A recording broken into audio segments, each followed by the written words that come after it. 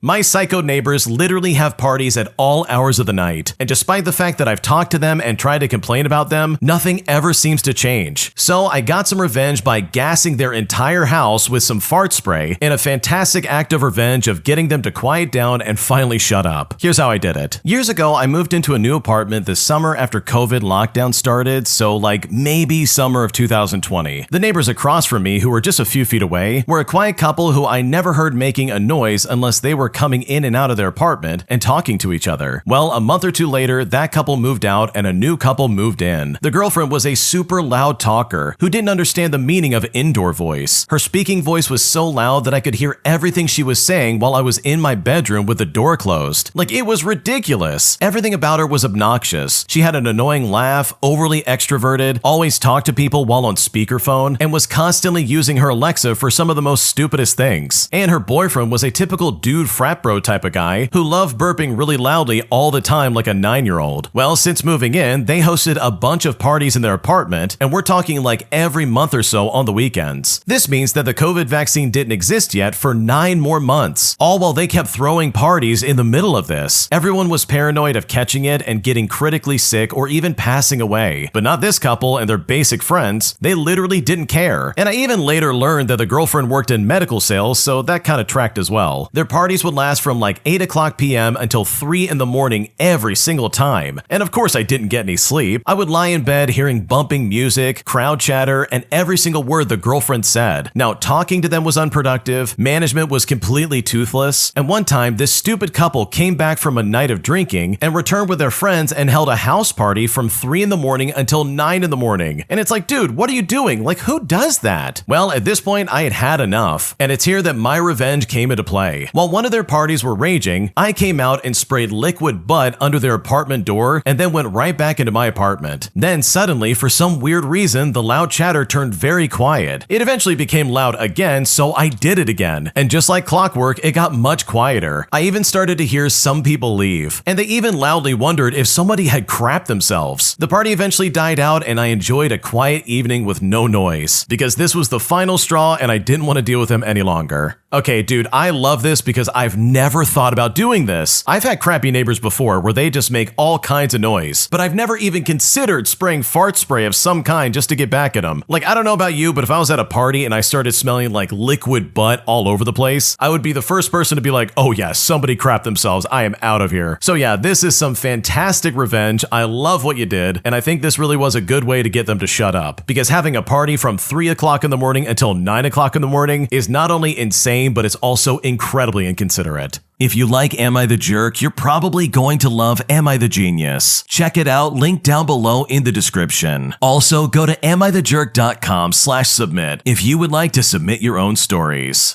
My parents are incredibly controlling about pretty much every aspect of my life, and at this point I'm honestly frustrated and I just don't know what to do about this. Here's what's going on. I want to start off by saying that I'm a 30-year-old woman currently working towards my bachelor's in nursing. I love my parents and my 3 younger brothers very much, and I'm grateful that they've allowed me to stay at home rent-free while I finish school. But at the same time, I've been feeling increasingly overwhelmed and frustrated. My parents depend on me for many things, and it often feels like my boundaries are not respected at all. But regardless, I do try to contribute to the household. I help care for my special need brother. I take my mom to errands and doctor's appointments. I help with paperwork such as paying bills, printing documents, and translating things when needed. I don't go out partying or spend time on any kind of like substances or any other distractions. And most of my time is spent helping my family and studying. Lately, however, I feel like the majority of my time and energy is going towards my parents' needs, and it has started to affect my performance in school. I often have to stop studying or miss time for classes in order to help with errands or projects that come up unexpectedly. For example, I may be asked to spend hours running errands or helping with a task of some kind, even when I have schoolwork or meetings. I have tried talking to my parents about setting boundaries so I can focus on school, but my concerns are often dismissed. When I say that I need time for schoolwork, I'm sometimes told that the tasks only take like 10 minutes, even though they end up taking much longer. When I refuse because of school responsibilities, I'm sometimes threatened with being kicked out and told that I do nothing around the house despite the help help that I provide. There have even been times recently when I missed appointments or classes because I couldn't leave the house. For example, in January and February, my dad parked in the middle of the driveway, preventing me from getting out. I can't even study in peace at the library or at school because my family always floods my phone with a call of, "Oh, when are you coming back? You need to come home already, it's late. Get home right now because I haven't seen you all day and I want to see your face." Then in October of last year, my dad said I'm not allowed to go to the gym anymore. I went anyways because I needed the exercise. Then when I came back, he told me that if something bad had happened, then God is going to punish you. And it's not going to be his problem because I'm disobeying my parents. At this point, I feel stuck and unsure of what to do. I love my family and I want to help them out, but I also need time and space to focus on my education and my responsibilities. I have even considered leaving and staying at a shelter, but I have lived a very sheltered life and that idea is frightening for me. I'm reaching out because I need advice and I need support on what options might be available to me because right now I don't know what to do.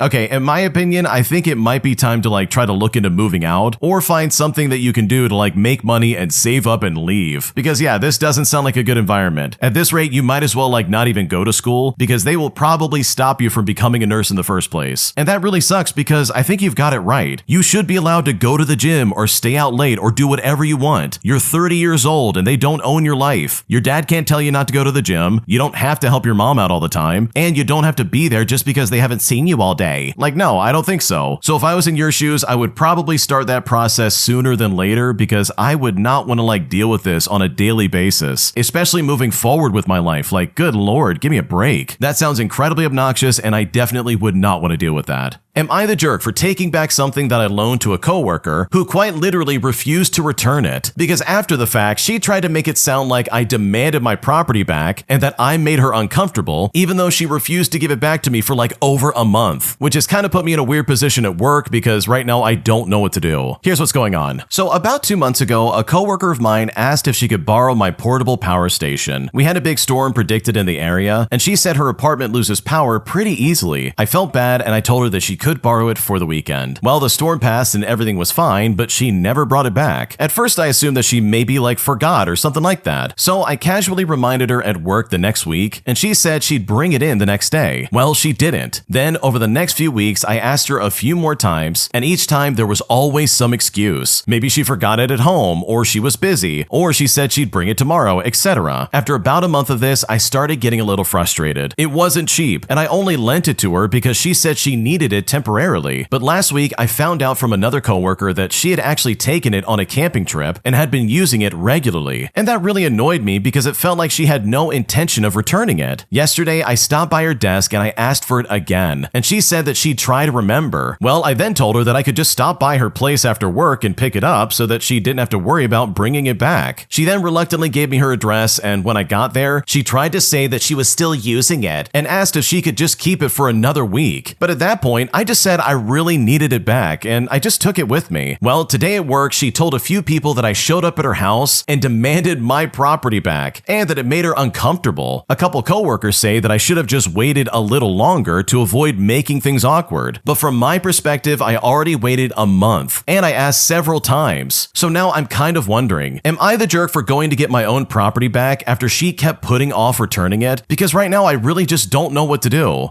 Okay, this is honestly ridiculous. There's no reason for her to act like that. First off, no, you're not the jerk for getting your property back. She clearly was taking advantage of you. She was constantly making up excuses and being like, "Oh, I'll bring it in next week," only to then conveniently forget or some other excuse. And even when you showed up to her house, she was like, "Oh, I need it for just one more week. Please don't take it." Bro, give me my property back. Holy crap, get your own if you want it so bad. So no, you're not the jerk. This is so stupid. This literally is so selfish, it's not even funny. And I know if I was in your shoes, I would also be very pissed off. Am I the jerk for refusing to hand over the car my mom left me in her will, even though my older brother says that he needs it more? Because right now I'm very pissed off and I refuse to give in. And at this point, I don't know if I'm in the wrong. Here's what's happening. Okay, for a bit of context, my mom passed away about 8 months ago, and I'm still not okay about this, but that's also not the point of this post. She left me her car in her will, specifically me. She literally wrote my name down, and she had a reason for it. When I was in college, she promised me that when the time came, she would make sure that I had had reliable transportation because I had been taking the bus for years, and she hated that I was getting home at midnight from work simply because of the route schedule. She told me this multiple times, and she put it in writing. The car, by the way, isn't brand new or anything like that, but it's in great shape, it's got low mileage, and it's fully paid off. So for someone in my position, it is life-changing. I don't have a car payment. I can get to work in 20 minutes instead of an hour and a half. I can live my life without planning everything around a bus schedule. In contrast, my older brother got the house, like the house with equity and savings, and the furniture and literally everything in it, meaning that he was very generously taken care of. But apparently that's not enough, because last month, he came to me and said that he thinks it's only fair that I give him the car or sell it and split the money. He said that his truck has been having problems and that fixing it is expensive, and since mom left him the house, the least I could do is help him out with the transportation. And it's like the least I could do with the one thing mom specifically left for me that she promised me years ago that she put in a legal document? Well, as you can probably guess, I said no. I told him mom left it to me on purpose and I wasn't giving it up. He then said that I was being selfish and that mom would be sick if she saw me hoarding something when family needed help. And that's the part that really sent me over the edge. Don't you dare tell me what mom would think. She told me what she thought. She wrote it down. She signed it. She made it legal. And you know what? He got the house, like the house itself. And he's now seriously standing in my apartment telling me that I'm greedy for keeping the car. He's been calling other family members, and now I've got aunts and uncles texting me saying that I should consider helping him out because he's struggling and family takes care of each other. And sure, family takes care of each other, but nobody was checking on me when I was riding the bus home at midnight for 3 years. Nobody offered me rides or helped me with a down payment on a car. Literally, my mom was the only one who ever cared about that, and she handled it the only way that she could. So no, I'm not giving the car. I don't care who he calls. I don't care who he texts. She left it to me, and that's honestly the end of it.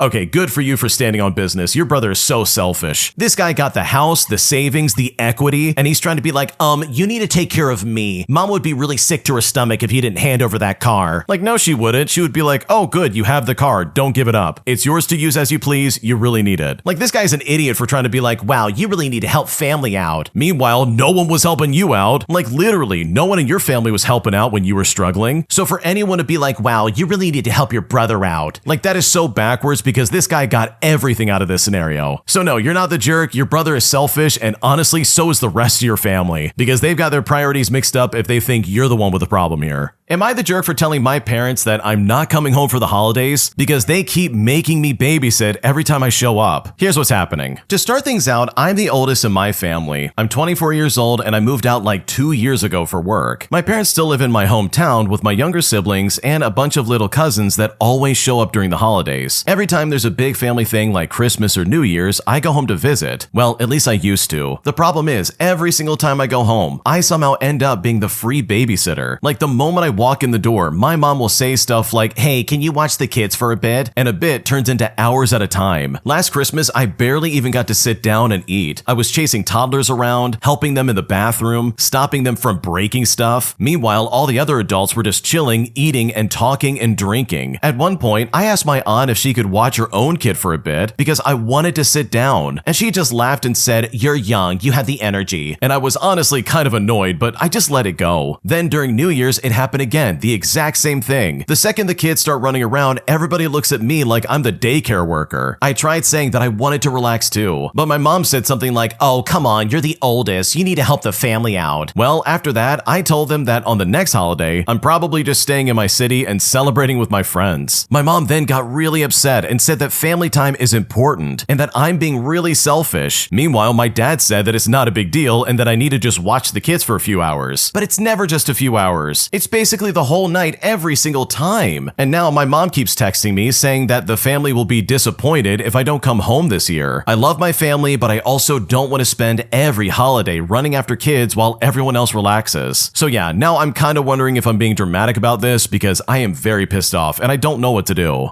Okay, I gotta be honest, if I was expected to babysit every time I come home, I would also not want to be there. I would be like, dude, I'd rather stay at home and not deal with these kids all the time. And it's not like you don't love the kids, like of course you love them, but I'm willing to bet you probably don't want to babysit them the entire time you're there. Like that sounds obnoxious. It also was really weird to me that they're trying to be like, oh, come on, you're the oldest, you need to step up. But it's like, dude, why not step up and take care of, oh, I don't know, your own kids? Why am I responsible for taking care of them? Like, what are we talking about right now? I hate when families do this. They find the youngest adult and they're like, okay, it's your turn. Now you're the one that gets to watch these kids and we're gonna sit over here and drink and have fun. Like, no, I'm not doing that. That's obnoxious and I hate that. So yeah, I find this whole scenario very weird and honestly very unfair for you because I just don't think you should have to deal with this regardless of what any of them say. My boyfriend asked to go through my phone as he is seriously convinced that I'm cheating on him. But after I said no, he literally freaked out, putting me in a situation where I really just don't know what to make of this. Here's what's happening. Okay, so my boyfriend recently asked to go through my phone after I displayed what he calls suspicious behavior. This behavior is essentially just me going to a friend's house once a week to hang out with her and her boyfriend, and sometimes some other coworkers or friends. He has my location, I'm always open about where I'm at and who I'm with, and I text him consistently along with sending him photos when I'm out. I guess his final straw for wanting to go through my phone was the fact that I have some bruises on my thigh and my butt. He said they looked like a trail of fingerprints, but I don't agree. I get bruises literally all the time just from existing, commonly on my thighs and my butt. He's never brought them up before, but suddenly he is suspicious. So he asked to go through my phone when I came home after the gym the other day. Keep in mind, this gym is a part of our amenities in our apartment, and I always invite him to come with me, so it's not like I'm on the other side of town screwing some trainer. He said that I've been acting suspicious by spending more time with friends or just alone, and that my sudden change in habits was off. The habits being me going to the gym and eating healthier, which are both part of my New Year's resolutions, by the way. He also said that the bruises were suspicious and looked like fingerprints. I have one huge bruise on my thigh and two little ones next to it, as well as two small bruises right next to each other on my left butt cheek. They don't even remotely look like handprints or anything caused by doing the dirty, if you know what I mean. When he asked, I will be honest, I straight up laughed and I said no. When we first moved in together, I found some pretty suspicious evidence that he had cheated, or at least was keeping secrets from me, and even then, I never went through his phone. I've had an ex go through my phone, I've had them call me ugly, accuse me of cheating, and even made fun of my sick mother. So I'm very against going through phones in and of itself, especially since I believe that even if your partner is completely loyal, you'll still find something that will make you sick. It just seems pointless to me at the moment. I tried to explain my reasoning, but it only made him believe I was cheating even more. I have nothing to hide on my phone. I'm not seeing anybody. Like, I'm not even sneaky, but I feel like it's a fair boundary to have. I don't go through his, so why in the world would I have to let him go through mine? So am I being unreasonable here? I'm struggling to even take this situation seriously because I know for a fact I'm not cheating, and he seems so adamant that I am, all the while having potentially cheated on me in the past. What should I do?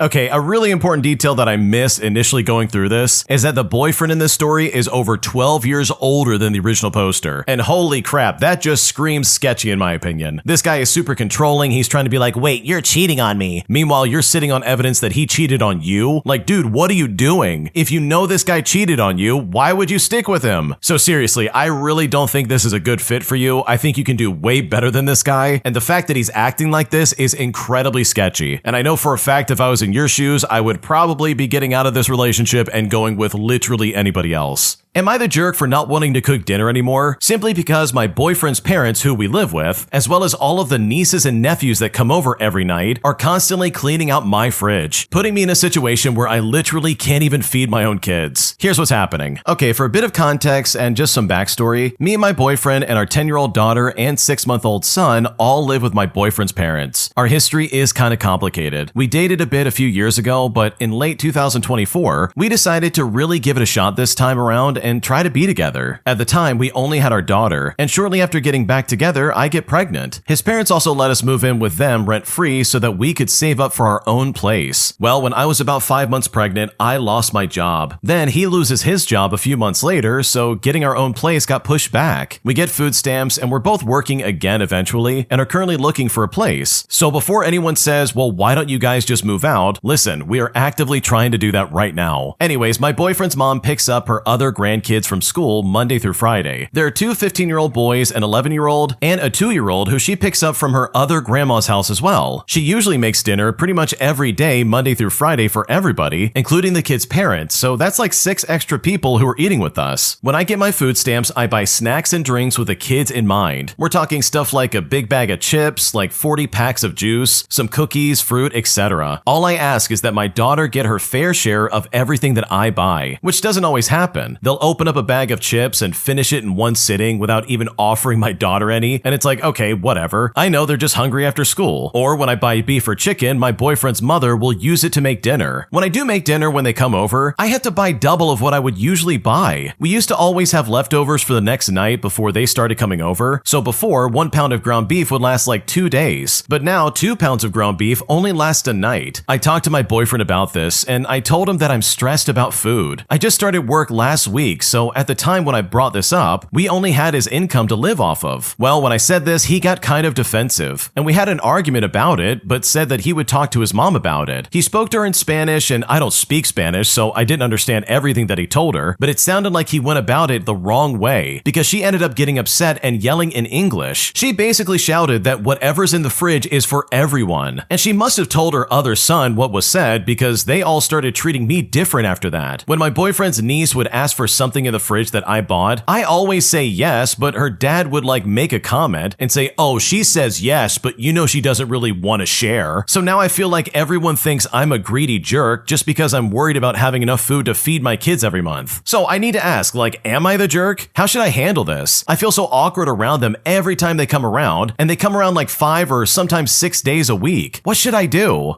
Okay, honestly, I think your boyfriend needs to step up and defend you here, because this is some crazy talk. It really seems like he talked to his mom about this and tried to be like, oh yeah, my girlfriend is really not happy about this. Can you fix this because she's not happy? Instead of being like, hey, we both feel this way and you need to stop. You're eating all of our kids' food, cut it out. Like, this really could have been like a very easy conversation of like, oh, I totally understand, sorry about that. But instead they're making this into a bigger deal than it needs to be. And it's only like that because they're getting called out, not because they feel bad about it, or because they have any desire to change. They clearly enjoy taking advantage of you, and that is just so disgusting in my opinion. So no, you're not the jerk for saying something, and honestly, I really hope you're able to get out of there sooner than later, because these people are toxic and I would never want to deal with that. My entitled neighbor demands that I hand over my parking space, as he says he deserves it more simply because he's old, even going as far as saying that I'm an entitled little jerk and that he's going to go to the homeowners association board and force them to switch my spot. Here's what's going on. Okay, so I live in a really pleasant condo community in a big city, and you were assigned a parking spot in the building garage based on your unit number. About a month ago, a boomer couple moved in. I had not spoken to the husband, but I have had the pleasure of chatting with the wife several times, as we seem to always catch the elevator at the same time. I then learned many things about them, like how they're retired, they're avid joggers, they love playing pickleball, and they bought the unit not so they could live there full time, but so they could be closer to their daughter. I encountered the husband for the first time this morning as I was getting out of my car, and he asked me if we could change spots. And for reference, my spot is really close to the entrance where the elevator is, and their spot is far away. I told him, no, I'm sorry, I have chronic knee and back issues, and this spot is ideal. And when I said that, he went into meltdown mode, telling me how his age should dictate parking and that it's a slap in their face that I won't switch. He then accused me of being a spoiled, entitled little jerk, and that he's going to bring the issue to the homeowners association board to demand that his spot is swapped. But seriously, my dude, good luck with that. Our board can't force anything. When I closed on this unit, my assigned space number is quite literally part of the deed. Now, they could have asked me nicely to swap unofficially, but again, I have chronic pain issues, so I can just nicely say no, and that will be that. But it's now making me wonder if he's also lost it on others who have spaces close to the entrance. I just picture him spending his days roaming the garage to engage with people who he deems have the most ideal spaces, because this really was a weird situation and I honestly don't regret saying no. Yeah, this is some weird entitled behavior, like seriously. Did this guy really think he could get in your face and be like, oh, I'm gonna get the board on you. I'm gonna make them switch the spots, just you wait. Like, dude, what's going on right now? This is some crazy crap. So yeah, this guy could stay mad, because I'm right there with the original poster. If he had simply asked me nicely, you know, after just meeting me for the first time, I would probably be more likely to like help him out in some kind of way. But it's the fact that he was immediately so aggressive about it that, in my opinion, is the very reason why I would never help him out, because his attitude is absolutely ridiculous. If you like Am I the Jerk, you're probably going to love Am I the Genius. Check it out, link down below in the description. Also, go to amithejerk.com/submit if you would like to submit your own stories. Am I the jerk for wanting to evict my boyfriend after I literally caught him lying so many times? Because at this point, I'm not sure if he's cheating on me or not, and I honestly just don't know what to do. Here's what's going on. I'm a 28-year-old female, and I've been living with my boyfriend for almost 2 years. Things were good at first, but lately there have been way too many coincidences. It started a few months ago when I found a random hoodie in our laundry that definitely wasn't mine or his. When I asked him about it, he said it was a friend's hoodie, but he still couldn't remember which friend it belonged to. And so with that, I just kind of let it go. But then 2 weeks later, I smelled perfume on his pillow. And this was a brand of perfume that I definitely didn't own. But when I asked him about it, he just laughed it off and said, "Oh, you're overthinking." Then fast forward to last week. I came home from work and noticed our living room camera was unplugged. He then swore that he just accidentally bumped it. And it's funny how it only happens when I'm not home. But last night was the breaking point. I was checking our trash before taking it out, and I found an empty wine bottle and 2 glasses. We don't even drink wine, and I was at my sister's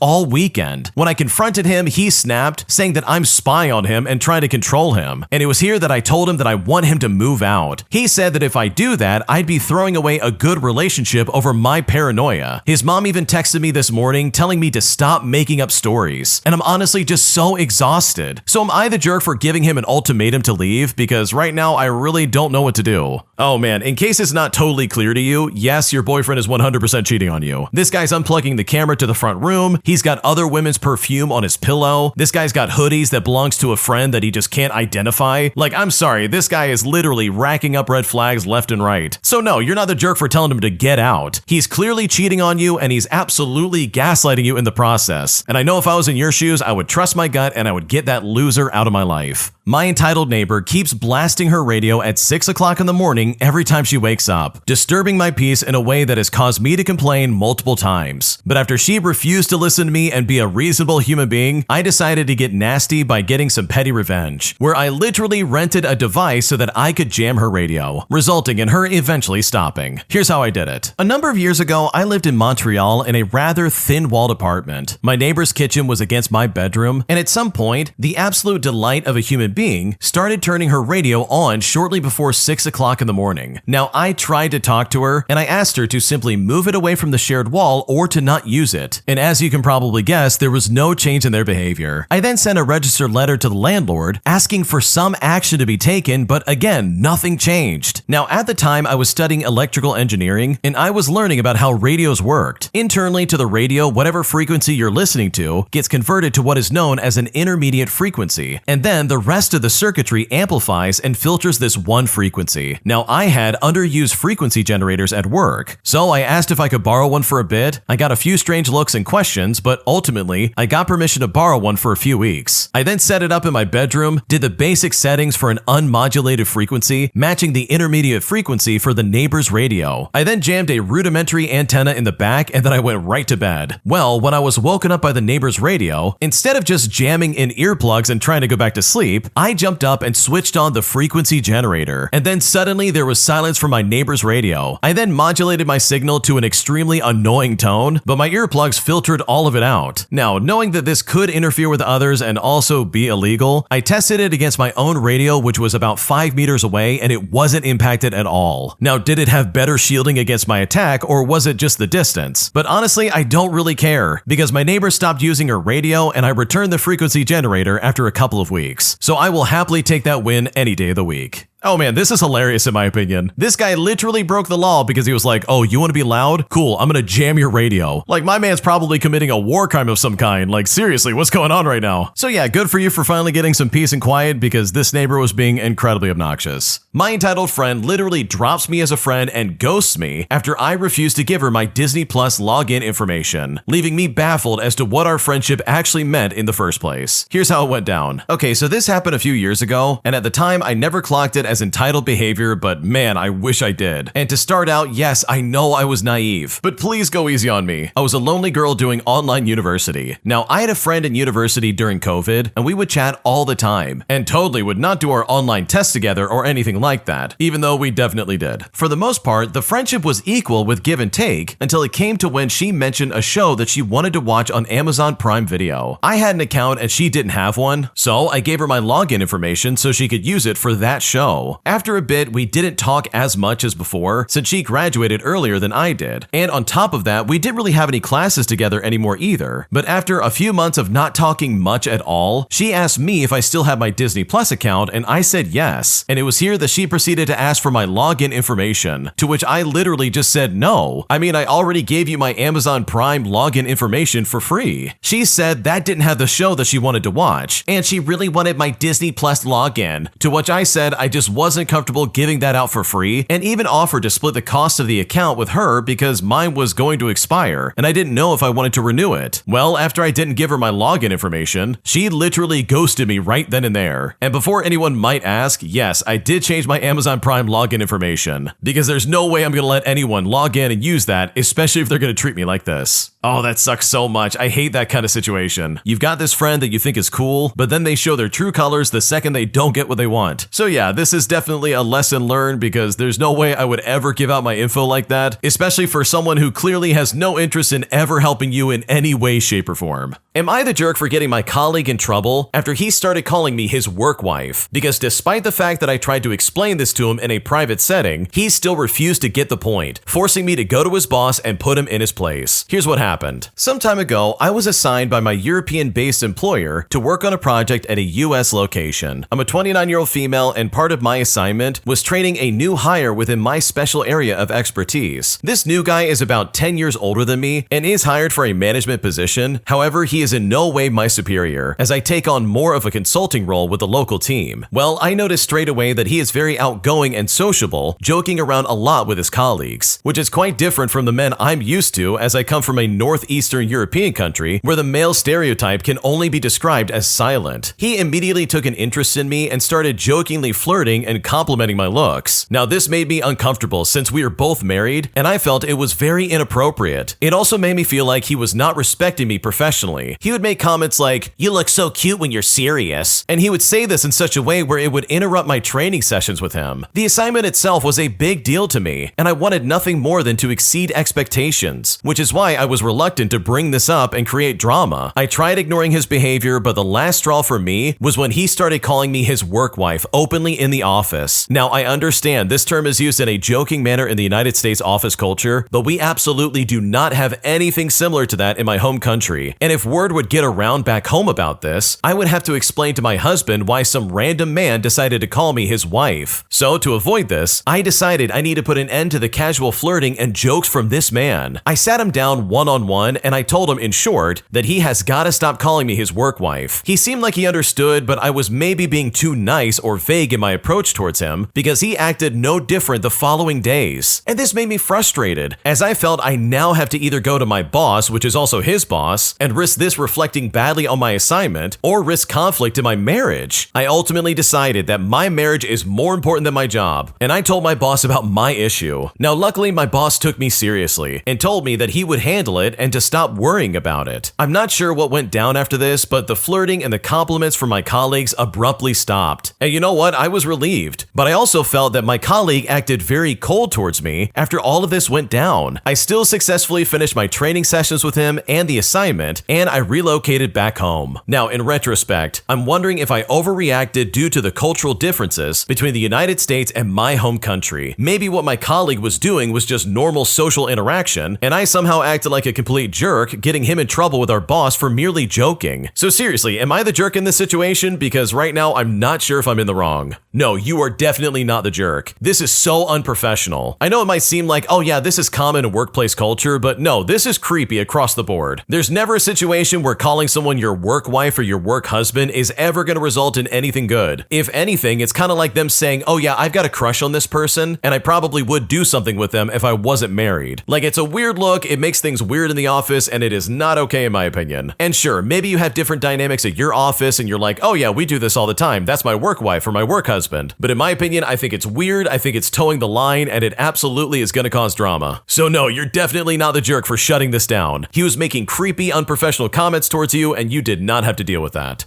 Am I the jerk for asking to exchange information after this entitled Karen literally scratched my car door in the parking lot while I was sitting in it? Because this lady gave me the runaround and made me feel really bad for even suggesting this. And at this point, I really don't know if I made a mistake. Here's what's going on. Okay, to start things out, someone scratched my car door in a parking lot as I was literally sitting in the car. I then asked to exchange information, to which the driver agreed. We exchanged phone numbers and I showed her a copy of my insurance. However, when I asked for her insurance, she told me to speak to her husband and that her husband would take care of all of it. Well, her husband was not with her, and at first I thought she didn't have insurance, but it turns out she didn't want to share the information. I then insisted that she share her insurance information, and she suggested that we call the police. She then told me how her daughters ran into the same situation and that it was settled privately rather than going through insurance, which is something she preferred. She was concerned that her insurance rate would go up, and the increase would be hard on her as she is either retired or retiring. Now, I don't know if I would be able to take her word on settling privately, since she originally agreed to exchange information, but still did not want to share her insurance. She finally handed over her insurance as my partner is speaking with the police. I also asked for her driver's license, and she told me no because she's already given me enough information. Now, the police took a while, so my partner and I decided we didn't want to wait anymore. We called the police again to let them know that we got the insurance information, but the driver was uncooperative about sharing her license. The driver then raised her voice about how we gave misinformation and then charged at my partner as we were on the phone with the police. The police arrived soon after that, and she then asked the police if she should share her license with me. Well, of course, the police responded yes, reiterating that we should exchange insurance information as well as our driver's license to one another. So we exchanged our driver's license and we went our separate ways. Now, the scratch is noticeable, but it's not that big. So I just want to clarify that I don't know if I'll make any repairs. However, I want to have the information should I later decide to follow through with the claim. As we were waiting for the police, she repeatedly called me a bad person, which honestly really has me thinking, am I the jerk for just trying to exchange information? Because right now I'm honestly not sure if I made a wrong choice. No, this is some weird intimidation tactic. This lady literally wanted you to feel stupid for being like, hey, I need your information. Which, guess what? That's exactly what you should do in that situation. She literally made it harder for herself by being like, oh, we'll just call the police then. I'm not giving you any info. We're gonna handle this privately. And then she'll give you a fake number and run off and you never hear from her again. Like, that's what she really wanted to do. She didn't want to give out the insurance or even her information. She wanted to give you a fake number and then run for the hills. So no, you didn't make a mistake, because honestly, I would have done the exact same thing, especially with the sketchy way that she was acting. Am I the jerk for letting my fiance uninvite his sister to our wedding after she said some blatantly nasty things to me that honestly have really offended me? Here's how it went down. I'm a 25-year-old female, and I met my now fiance 5 years ago, and we started dating really quick. A year into our relationship, we met each other's families. My family loves him because of how he treats me, and he's honestly the most wonderful guy. His family also likes me, but the only person I've really had problems with is his older sister. You see, ever since I've met his family, his sister has always had a problem with my weight. I've always been on the bigger side, and for the longest time, it took a really long time to gain self-confidence. So when meeting his family, his sister has always made some remarks about how I should do something about my weight, even going as far as to directly tell me that I'm too ugly and fat for her brother, and that she doesn't know why he would settle for less. Now, my fiance has never heard of any of these things, because for starters, she's always been good at hiding her disgust of me from him, and secondly, I never told him because I didn't want to cause trouble between them. I mean, he adores his sister. Well, we're getting married in 3 months, and 2 weeks ago, I finally found my dream dress. I went to my fitting with my mother, my future mother-in-law, and sister-in-law, and me as well as my mom and mother-in-law were simply gushing at how perfect the dress was for me. But my future sister-in-law was looking at me with what I can only describe as disgust. Then she went on a long rant about how I would of course settle for less, because according to her, nothing good would actually fit me. She went on to detail everything that was wrong with me, going on and on about how I looked. And even though both of our moms were trying to stop her, she just didn't stop, and it got worse with her little crash out. It got to a point where I had to stop everything and just leave. Before I even got home, my mother had already called my fiance and had told him about what had happened. So understandably, he was furious. He sat me down and asked me about it, and for the first time in 4 years, I just told him everything. We then ended up spending the rest of the day crying, with him profusely apologizing apologizing for never noticing and him promising that he was going to fix it. Now, what I didn't expect was him waking up the next morning and deciding to uninvite his sister to our wedding. His exact words were, "A wedding is a celebration of love between the bride and groom, and the people who go to celebrate them." He said that since she clearly cannot be happy for us, she can save both her time and money and just not go. And then he said that was that. Now, I didn't expect it, and when I asked him why he would do that, he told me that yes, he loves his sister and will continue to do so, but he will not compromise my day and my happiness just because his sister is small-minded. Now, I had no problem with that, but his family, however, all called me to apologize on her behalf and ask him to please reconsider. At first I refused, but now after his mother called me to tell me that I'm being a selfish witch and that I'm already tearing her family apart, I'm now starting to have second thoughts. So am I the jerk here? Because honestly, I don't know what to do. No, you're not the jerk here. You know what's actually happening right now? The mom, for the first time in her life, is actually having to deal with the repercussions of her nasty daughter. That's all that's going on right now. People have whistled past the graveyard probably for years about this nasty woman's attitude, and now someone's finally putting their foot down and they're seeing the repercussions of it. And they're only freaking out because they're like, oh man, now I have to deal with this. We've walked past this for so long. This is your fault. And it's like, dude, wait a second. You didn't do anything. Seriously, to the original poster, you have not done a thing. These people are so toxic saying that you're a selfish witch and that you're the one that's tearing the family apart because you haven't done anything. You literally just love your fiance and you want to get married. And yet your brother's sister is just sitting there like, oh, you're so ugly. I can't stand you. And it's like, for what? Just because you might be a little bit overweight? Like, that's crazy in my opinion. So no, you're not tearing any family apart. And you are absolutely not at fault for his sister getting uninvited to your wedding. If they've really got a problem with that, then they can address that with his sister herself, because you have nothing to do with her crazy outburst. My sister has basically ruined my mother's life, forcing her to babysit her kid in a way that is truly obnoxious, wondering how my mom is ever going to get out of this. Here's what's going on. Okay, so my mother is nearing retirement and works 4 days a week, and she could go down to 3, but she doesn't want to because she thinks my sister will make her look after her kid. She already looks after my niece on her only day off, so she can't even do anything productive. My niece is 2 years old, but with all due respect, she is a brat and is very manipulative already. I wasn't there when this happened, but I heard from my mother that my niece was drawing on the walls and was told to stop, and she said, "But I'm drawing hugs and kisses for you." And on another occasion, she was out with my mother and grandmother, and she said that my grandmother was annoying her. And when she gets told off, she always says to whoever told her off, "Are you very happy?" in a sort of like baby voice. She also hits, bites, and is just a disaster in general. She is very intelligent for her age and never shuts up. And I really wish she wasn't so verbal. I don't know what other children are like that at this age, but every other one I've seen talks nowhere near as much as my niece. My sister asks our parents to look after her at every opportunity, and my mother is a professional victim and doormat, so she always, and I mean always, says yes. But then she just complains about it the entire time, because she says if she says no, it will make it seem like she doesn't love her grandmother, which is completely ridiculous. And then she complains that she never has any free time and should be retired, when it's entirely her fault that she's incapable of saying no and feels obligated to be a free sitter. It's just a disaster. My sister's entitled, my niece is entitled, and my mother has a victim complex that I'm not sure can ever be solved. Yeah, that sounds super obnoxious. I would hate that all the way through. Seriously, someone's kid being a brat like that would make me go crazy. Not to mention the fact that they're like, oh yeah, you have to watch them. Because I'd be like, dude, I'm not watching any kid who's gonna be acting like that. Like, you better be a clown or joking, because that's just not gonna happen. So yeah, this really is unfortunate, because it does seem like your sister is super selfish. And unfortunately, your mom is not putting down her foot, which she absolutely should be doing. An entitled Karen demands that I destroy our equipment just to fit her needs, saying that if I don't do exactly as she says, she's not only going to leave bad reviews online, but she's also going to do whatever it takes to get me fired. And I'm honestly still baffled, because this was the worst secondhand embarrassment I've ever experienced in my life, especially from a crazy Karen who literally did not know what she wanted. Here's how it all went down. Okay, to start things out, I work part-time at a local print shop while finishing school. It's usually pretty chill. I mean, people come in, make copies, print stuff off, they pay for their stuff, and then they leave. But last week, this entitled Karen came in and really tested tested my patience. She walked in with this massive stack of papers, at least 200 pages thick. She then puts it down on the counter and says that she needs it stapled. I look at this thing and it's clearly way too thick for our regular stapler. We have heavyweight staplers for bigger jobs, but this was beyond even that. I politely explained that our stapler can't handle something that thick, and then suggested that she might want to use binder clips or get like a spiral bound instead. Well, she tells me that's ridiculous and that I need to just make it work. I explain again that it would literally break our stapler, to which I then show her how thick the stack is compared to what the stapler can handle. Well, this entitled Karen then demands that I try anyway, where she says that when it breaks, the shop should give her a heavy-duty stapler to take home so that she can finish the job herself. She then said it's our fault for having inadequate equipment. Well, I just tell her absolutely not, and that if she really wants this stapled, she needs to find somewhere with industrial binding equipment. Well, when I said that, that's when she really lost it. She started yelling about customer service and how small businesses like ours don't deserve to succeed if we literally can't handle simple requests. She then demanded to speak to my manager, who wasn't even there, and threatened to go online and leave bad reviews. But worse still, she said she would tell all of her friends not to use our store, and I thought to myself, oh, please do, lady. The whole time, by the way, there's a line forming behind her, and people are clearly getting annoyed. This one guy finally speaks up and calmly tells her to either accept the alternatives or leave, because she is holding everybody up. She then spun around and told him to mind his own business, but you could tell she was getting very embarrassed. She grabbed her stack of papers and stormed out, but not before announcing loudly that she was going to corporate and that she would make sure I got fired, which is funny because this is not a chain that you can do that with. About an hour later, my manager comes back and I tell him exactly what happened. And you know what? He just laughs and says that he got a voicemail from some angry Karen ranting about staplers and demanding we deliver a new one to her house. Thankfully, he deleted it and we never really heard from this lady ever again. Okay, seriously, one of the comments of this post literally said, get a nail gun. That'll solve all her problems, and I think they might be right. Literally just shoot a nail gun through the papers and be like, here you go, thank you so much for your business. I can't stand people who act like this, by the way, who like literally don't see reason, and they're like, no, you need to break your equipment to give me what I need. If she's really got something that thick, then dude, just punch holes in it and put it in a binder. Like, that's gonna be way more effective than bothering everybody and being like, no, you need to destroy your equipment to make me happy, and if you don't, I'm gonna get you fired. So yeah, this Karen was being super dumb, and I'm so glad your manager was on your side, because the secondhand embarrassment from this was just too much, and I can only imagine being stuck in that situation. If you like Am I the Jerk, you're probably going to love Am I the Genius. Check it out, link down below in the description. Also, go to amithejerk.com/submit if you would like to submit your own stories. Am I the jerk for refusing to lend my friend money after I literally just paid off my own debt that I've been dealing with for a long time? Because right now, this friend is saying that I'm being stingy, and at this point, I really just don't know what to do. Here's what's going on. Okay, to start things out, I owe my mother around $7,000 because she paid part of my rent while I was in college, but I have now paid her back since last month, and I'm now free from any debt that I had. I always hated being in debt because it tarnishes my freedom of thought. I was really strict with finances, meaning I had no vacations, no fancy dinners, and I was cutting out all unnecessary costs. But finally, last month, I made my last payment, and it honestly felt like a huge burden was lifted off my shoulders. Now, 2 days ago on Friday, one of my closest friends, who is also generous, asked if I could lend him $1,000 since he is struggling with some bills at the moment. But the problem is that he has always been bad at managing his money. He does a lot of trips, buys a lot of clothing, buys a lot of bottles in the club, etc. Meanwhile, I live a pretty minimalistic lifestyle. I live in my own apartment and mostly cook at home with very rare occasional restaurant visits. So basically, I'm trying to exclusively spend money when I see others. And this is for when I'm ever asked if I want to meet up or hang out in some kind of way. Because when I'm alone, I'm living off of less than $500 a month if I can help it. Now, here's the issue at hand. He has taken care of the accounts when going out a few times already that were moderately high, all because of where he's taking me to, which are places that I didn't even want to go to in the first place. I do like him because he always wants me to have a great time and has asked me out several times, but I just can't shake the nagging thought that to lend him money now would ruin everything I had worked for. So when he asked me for $1,000, I hesitated. I told him honestly that I was not comfortable lending out money since I had just gotten debt-free myself. He then immediately got super upset, saying that after all the times he supposedly looked out for me and paid for stuff when we went out, that the least I could do was return the favor. And honestly, I was kind of convinced of this myself, but I tried explaining that it was not being generous, it was a principle. I mean, I hate being in debt, and I don't want to wait for someone anyone else to even possibly pay me back. I also know how he spends money and it can be crazy. Well, now he's giving me the cold shoulder, while another mutual friend said that I was being stingy when thinking of all the times he treated or spent money on me in the past. From my point of view, those nights were his choice. I never asked him to cover me or even get bottle service. But with that being said, I cannot deny that he has been generous in the past, and I genuinely do not want to be ungrateful. So seriously, am I the jerk for refusing to lend my friend some money, even though he's treated me many times before? What should I do? No, this is absolutely weird in my opinion. From the sounds of it, this guy doesn't actually like you in that way, but instead he sees your friendship as transactional. I don't know about you, but if I'm treating my friends for a night out and I'm paying for what they're getting, then that's a cost I'm willing to take on so that they can have a good time. I'm not gonna hold that over their head later on and be like, but what about all the times I've treated you? You should at least give me $1,000. That's just a little creepy in my opinion and just completely unnecessary. For me, it would almost feel like I set my friends up to be like, oh, now you have to give me money. Look at all the times I took you out for dinner. You don't want to be ungrateful, do you? I don't know. That would really leave a bad taste in my mouth, and I would really hate to have to deal with that. So no, I don't think you're the jerk. I think you're well within your right to turn this friend down, especially with the fact that you're finally able to save money. And if they can't understand that, then honestly, they can go to the friends that think you're being stingy and ask them for money instead of you. Because clearly, these people have the moral high ground, and I would love to see if they actually back that up. Am I the jerk for telling my sister that if she has a problem with how I'm raising her kid, she can literally step up and raise her herself?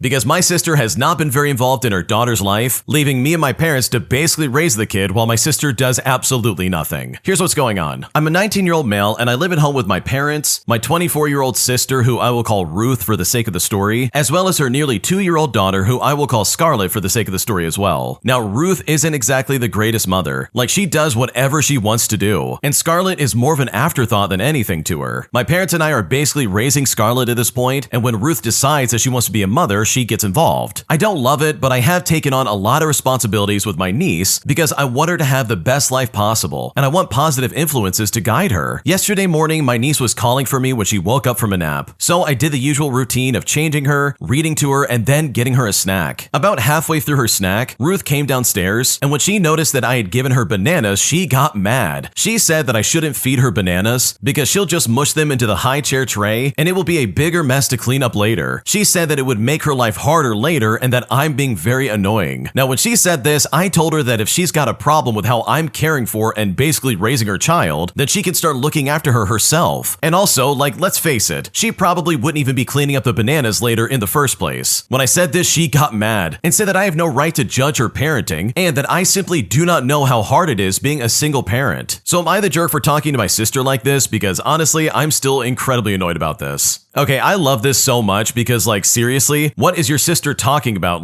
Dude, she's not even a parent. How can she sit there and be like, don't judge how I'm parenting my child? Because from the sounds of it, she's not doing anything. She's leaving it to you and your parents to raise this kid for her. She's not taking responsibility. She's not doing anything to be involved in the kid's life. And she's almost stepping up when it's convenient as opposed to, doing it consistently like she's supposed to. Because holy crap, this kid should be calling for her mom and not for her uncle. What's going on right now? So no, you're not the jerk here. This is really stupid in my opinion. Because I 100% agree with the original poster. If your sister doesn't like the way that her kid's being raised, then guess what? She can step up and do it herself like she probably should have been doing from the very beginning. Am I the jerk for coming back home in the middle of a trip that I literally planned with all of my friends? Because now some of my friends are refusing to talk to me and saying that we can no longer be friends after I went right back home at the beginning of our trip. Here's what happened. I'm an 18-year-old female and I've been planning a trip with my friends for a bit now. We went back and forth for where to go and ended up deciding on a city in our country where people usually go on vacation. And this city is about 7 hours by car from where we live. We've been planning the trip during classes in the last year of high school, and back in the beginning of June, we paid for the buses as none of us had a license yet, as well as the apartment where we were going to stay, not to mention the aquapark entry fee as well. Now, I'm always a person who stresses too much, and since I'm the only one with experience traveling, I was the one with the most responsibilities in this trip. I had all the tickets and had made the reservations as well. I had exams in June, and I barely slept because I kept stressing about the trip. And for reference, it was at the beginning of July, right after the last exam. So on the day before, I was very nervous, and I even threw up because of how stressed out I felt. I didn't sleep very well, and I woke up late, having to rush through getting dressed just to get to the place where we were catching the bus. Now, we were taking 2 buses there. The first one was a 3.5-hour trip to the capital of the country, and then another 3.5-hour trip to our destination. Now, I was feeling very bad bad on the first trip. I couldn't sleep and I was feeling sick, and I couldn't even think about eating any food. In fact, I had not eaten for more than 12 hours. During the bus ride, I just crashed and told my friends that I couldn't do it, and that when we got to the capital, I was getting a bus back home. I explained how I was feeling, and one of my friends kind of understood, but the other two got really mad. When we got there, we said goodbye to each other and I went to wait for my bus. Well, they went without me, and I felt like that was for the best because I would just ruin the vacation for them. For the whole week, I texted them every day to know if everything was okay, because I'd been the one planning everything, and when it came to answering those text messages, they were really dry about it. I didn't talk with them for the rest of the month, and they've even hung out several times without me. Recently, one of them, who probably is the most understanding, invited me to go to the bookshop with her, and since I missed them, I said yes. While we were hanging out, I was talking about how I haven't spoken with one of the girls since the trip, and that I was thinking of reaching out and texting her. Well, I did, and she texted the other two about it in a group chat that they clearly have without me involved in it. I tried to explain the situation better to her, but she just said I should have gotten medical help or medicine if I was feeling that bad, and she basically just said that we couldn't be friends anymore. Now, I still paid for my part in everything, and I basically lost out on like $300. But with all things considered, am I the jerk for prioritizing my mental health instead of my friendship by going on this trip? Because right now, I'm not sure if I made a mistake. Okay, in my opinion, I think everybody sucks here, and I want to explain why. First of all, if you knew you couldn't handle this kind of trip, then holy crap, you should not have planned this with these people. Like, this really was one of those situations where you need to be ready to go for 7 hours to make it to this destination. And the fact that you're handling all the stress of, like, I don't know, planning this stuff out, getting tickets, getting travel reservations, all that stuff, and yet you are the one who walks away and like runs off, all because you can't handle it. Like, I don't know about you, but if I was in that group and I saw that happen, I would be like, what the crap is going on right now? Why is she leaving suddenly? Like, she's the person who's planning all of this. So to that extent, I definitely understand where your friends are, where they're like, I can't be friends with you. You literally bailed at the last second on a trip that we planned all year. But on the other end of this, I don't think it's okay for them to be like, wow, you need to like take some medicine. Next time, just suck it up. Because that doesn't sound very friendly. Like, that doesn't sound like good friends at all. If they knew you and if they actually cared about you, then they would know that, hey, our friend here has some really bad anxiety and they're probably gonna have a panic attack. Maybe we should also carry the load here and try and help out instead of putting it all on her back. So I don't know, in my opinion, I think everybody sucks here, and I think everybody has something they did wrong. Because this situation was a massive mess, and I know I would be annoyed on both sides of this situation. An entitled boomer demands that I clean up all the shopping carts left behind by other shoppers inside the supermarket parking lot, saying that I'm the reason these shopping carts are all over the place, despite the fact that I was literally trying to back out my car, and I literally didn't even use a shopping cart when I went into the store, leaving me completely baffled by this idiotic Karen. Here's how it all went down. Okay, so earlier today, I went grocery shopping and I purchased one small bag of groceries without using a shopping cart. When I returned to my car after checking out, a shopping cart was sitting next to my car, pretty much touching it. I got annoyed being that today isn't windy at all, and that the cart seemed to be meticulously placed there, and I knew I would not be able to pull my car out unless I moved the shopping cart. So I just moved the shopping cart onto a grassy median immediately in front of my car. Well, after I moved the shopping cart touching my car, an older woman putting things into her trunk approached me and told me, you know you're supposed to return your cart to the cart corral, right? I then answered affirmatively, and I clarified to her that this isn't my shopping cart, and I just found it here sitting next to my car, so I moved it so that I could pull out. She then proceeded to call me lazy and said that people like me are the reason why parking lots are littered with shopping carts. When she said this, I just ignored her, as this was not my shopping cart, and I always return carts that I personally use to the corral. I then began walking towards the driver's side door of my car when I hear this woman telling another lady in a car who had her signal on to take her parking space, I'm not going to return my cart to the corral. I'll just leave it for you to take. Now, mind you, this woman waiting to park didn't even indicate that she needed or wanted a shopping cart. This boomer woman jumped into her car, started her engine, and then pulled out, glaring at me as she peeled off, leaving her cart in the middle of the street. I'm honestly so confused by this entire interaction, but please feel free to let me know if I was in the wrong, and if I should have just returned the cart to the corral, even though it wasn't mine and I ensured that it was secured in a grassy median as not to be swept away by the wind into another car. Either way, the hypocrisy is astounding, and I honestly can't stand people like this. Dude, I'm right there with you. This is so obnoxious. This Karen literally just wanted to complain about nothing. She saw you moving a cart and said, oh wow, you're the problem. By the way, I'm gonna do the same thing and leave. Gotta go, bye. Like, dude, she literally said and did the exact same thing she was complaining about. Like, talk about stupid. That or she's got like early stages of dementia or something like that. Like, that's just super annoying. So yeah, that lady was completely out of line and had no reason to talk to you like that in the slightest. Today, I messed up by blowing up my date's bathroom, where his toilet got so clogged clogged up and flooded that I literally was standing in like ankle-deep water looking desperately for a plunger that he didn't have. And I seriously think I'll never live this down because this was the most horrifying situation of my entire life. Here's how it all happened. Want to start off by saying that yes, I think we all know where this is going already. I've been seeing this guy for like a month, and it's a new relationship, and it's really cute and all this other stuff. A huge storm knocked my power out for a few days, which also meant no bathroom for me. He got his power back before I did, invited me over, and since we hadn't really seen each other in almost 2 weeks, I decided to go. Now everything's fine. We get dinner, we hang out, things are really good. But then it's bedtime vibes. I go into his bathroom to shower and kind of prep a little, but then my body decides, nope, after 3 days of holding out, we're doing this right now. I literally had no choice. So I just sit there and I'm like, okay, fine. First time for everything, I guess. Flush number 1 gives me absolutely no problems. Flush number 2, the toilet makes an evil gurgle like it's laughing at me. And now I'm panicking. I start searching for a plunger, but there's nothing under the sink, nothing beside the toilet, nothing anywhere I can use. I even ran to the kitchen thinking that maybe there's some random one there, but no. He's in the other bathroom showering, so I'm like, maybe if I just flush it again, it'll go down. Well, this was a huge mistake because the third flush turned the toilet into a volcano. There was water everywhere, the towel was ruined, with me trying to stop the flood like an idiot. The bathroom floor is basically underwater, and I'm on the verge of crying while mopping with random towels. He then finishes his shower, and instead of just telling him, I yell something dumb like, oh, I'm just grabbing something from your bathroom real quick. So he doesn't immediately come in. I then finally cave and I ask him, okay, do you got a plunger? But that's when he says no, he doesn't have one. At that point, I'm laughing and crying at the same time while begging him not to come in. I'm on my knees cleaning like a mad woman. Eventually, it looks normal enough, but yeah, there's no way I could even look him in the eye after that. Like the night was just officially ruined. The next morning, I leave, completely mortified. And a couple of hours later, he texts me the following message. I'm going to the hardware store to buy a plunger after flooding the bathroom again. I guess I needed one. And honestly, I wanted to disappear right off the face of the earth. Okay, that is literally like my worst nightmare. Going to someone's house and accidentally destroying their toilet only for them to be like, no, I don't have a plunger. And also, how does this guy not have a plunger, dude? That's like a staple in any household. Are you kidding me right now? You've got to have a plunger. Like, please have a plunger. I can't do this. So honestly, I wouldn't like beat yourself up over this. If he really is caring and like loves you and stuff like that, then he'll look past this and be like, okay, it's not that big of a deal. And from the sounds of it, it doesn't seem like this is something he's ever going to bring up. But regardless, yes, this is definitely a horrifying situation, and I'm so sorry you had to go through that. Am I overreacting at my father-in-law for literally trying to force my wife to drive on the highway for 6 hours right after she had a very bad car accident? Because he says unless we do exactly as he says, we will not be allowed to take his car anywhere even though we really need to use it, leaving me in a situation where I'm very frustrated and I just don't know what to do. Here's what's going on. So my wife was doing a 6-hour drive up to visit my in-laws with my daughter. 2.5 hours into the drive, she got into a car accident which completely totaled our car, and thankfully nobody got hurt. Luckily, I had my sister's car for the next 2 weeks while she was visiting my parents, so I was able to drive up and pick my wife up, deal with the insurance, and then drop her off there all before driving home that same night. My in-laws have 3 cars, despite there being only 2 people in their house, and one of them works from home. They were offering to let us borrow their 20-year-old Buick for a few months to save money and to buy a new car. Now, I was never a huge fan of this because I didn't feel like their car was safe, and because we are financially fine to buy a car now. But regardless, I agreed, because it wasn't that big of a deal and I didn't want to cause a fight over this right after the accident, which my wife was still sad about as it was kind of her fault. Well, now right before she's about to leave, she planned out a trip that would take an additional 4 hours just to avoid the back roads. She would stop halfway and stay with some family and then continue the next. She didn't feel comfortable driving on the highway just yet, but wants to in the future. Well, once my father-in-law heard about this, he said that unless she drove the whole 6 hours on the highway, he wouldn't let her borrow their car. Well, I'm absolutely livid at him right now because there is zero reason for him to demand this. I know my mother-in-law is pissed, but he kind of controls the marriage, and that's a whole other discussion in and of itself. I don't even care about the car. It's just the fact that he's completely ignoring the feelings of his own daughter and brushing them off like it's stupid. So I really need to know, am I overreacting at the fact that my father-in-law is not thinking of my wife and instead trying to force her into something she's not comfortable with? Because right now I really don't know what to do.